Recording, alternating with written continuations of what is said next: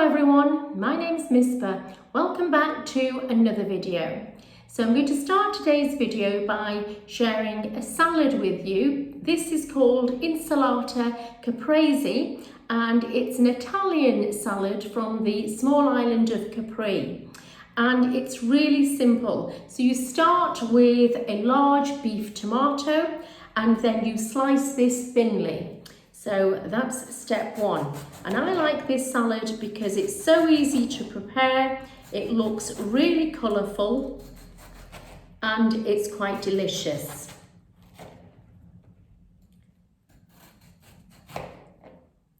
So what you do then is you lay the tomato slices onto a plate so that they form a line.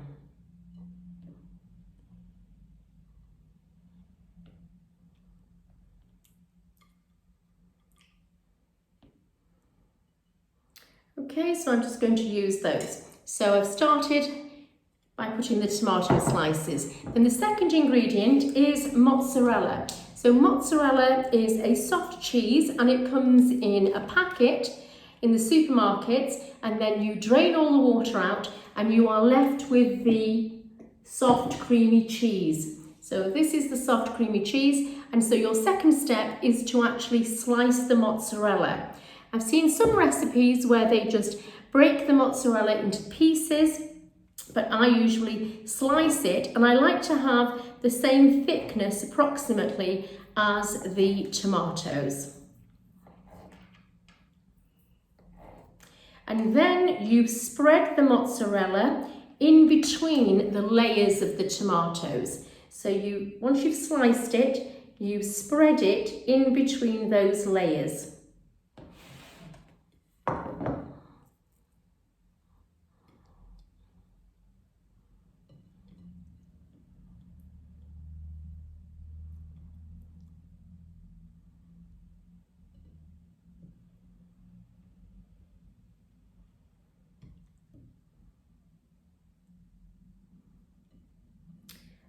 And then your last step is then to finish off. I'm not happy with how I've spread them.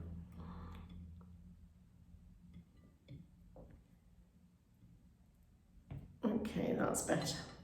That's better. So then your last step is to finish off with fresh basil. So don't even try and use the dried basil, it won't be the same. So this is fresh basil that I've picked and I've washed the leaves. Again, you can just rip it and scatter it, but I try to be neat and I try to tuck it into my salad.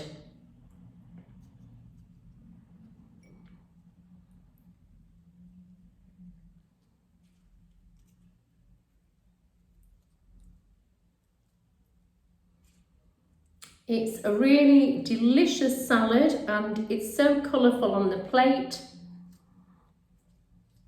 And it takes 1 minute to prepare.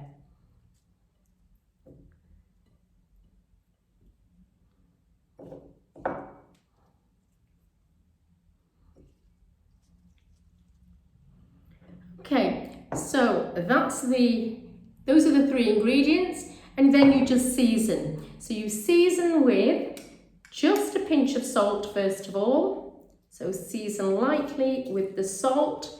And I think the salt really brings out the flavour of the tomatoes. Then season with black pepper. And then you also drizzle extra virgin olive oil. So get the best olive oil that you can find. So you drizzle that over the salad. And then the last step is balsamic vinegar. So I love the sweet flavour of the balsamic vinegar, and if you haven't got that, then you can just use another kind of vinegar. So you just carefully drizzle that on top, and that's it. So that's the salad prepared. And it took 1 minute to prepare, and it's really delicious, and you serve it as a side dish with any Italian food. So you could serve it with pizza, or I'm going to be serving mine with spaghetti bolognese. So thank you for watching the first part of the video, and I'll see you for the second part.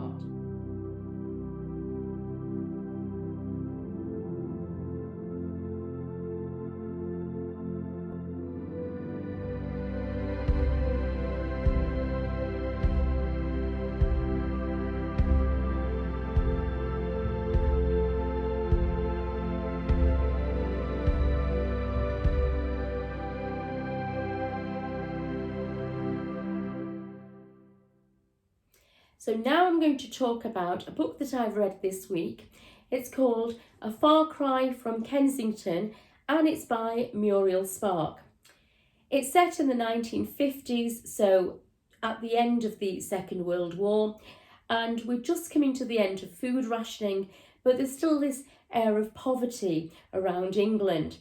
And it's the story of Mrs Hawkins. She's a young war widow, and she's living in a room in a boarding house in Kensington. And it's an observational comedy where she describes the other residents who live in this house, and she describes the landlady.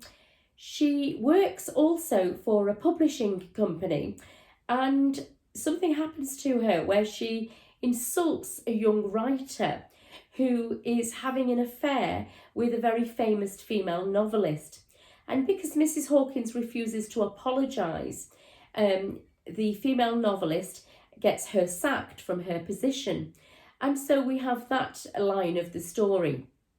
But another parallel story is that one of the other residents in the boarding house is a Polish refugee, and she's a dressmaker.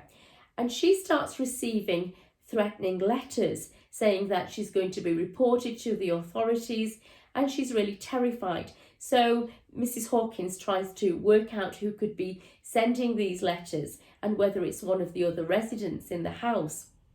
So we have this other story that runs parallel to Mrs Hawkins' work life.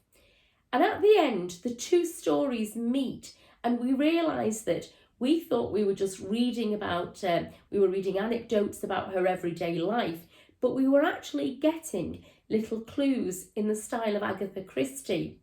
So I like this book because it was like having a Barbara Pym heroine who is describing her just ordinary life, but she's in an Agatha Christie mystery where little clues are being shown to us, and at the end she ends up solving this mystery. So a really interesting read. So the final part of today's video is about a visit that I made to the Lowry Art Gallery at Salford Quays. So L.S. Lowry was an English painter, and he was famous for painting very large industrial scenes. And he worked for 40 years as a rent collector. And as he walked around doing his job, he made little sketches of the people that he would meet and the buildings that he saw. And then at night, he would put all his sketches and compose large paintings. And what I noticed in his paintings is that the mills and the factories were very large and looming and menacing, and then you got these tiny little figures moving around in crowds, and yet there's a loneliness in the pictures. And Lowry himself said that he believed that you could be incredibly lonely even in a crowd, and I think that really comes across. So he only ever uses 5 colours. He uses black and white and blue and yellow and red. So he only uses this very limited palette, and he uses these 5 colours. So his pictures have this sort of dreamlike quality where they're not realistic pictures, but they're just trying to show us scenes that he's captured.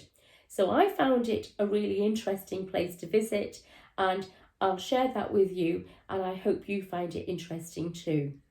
Thank you for watching this week's video, and I'll see you next week. Bye.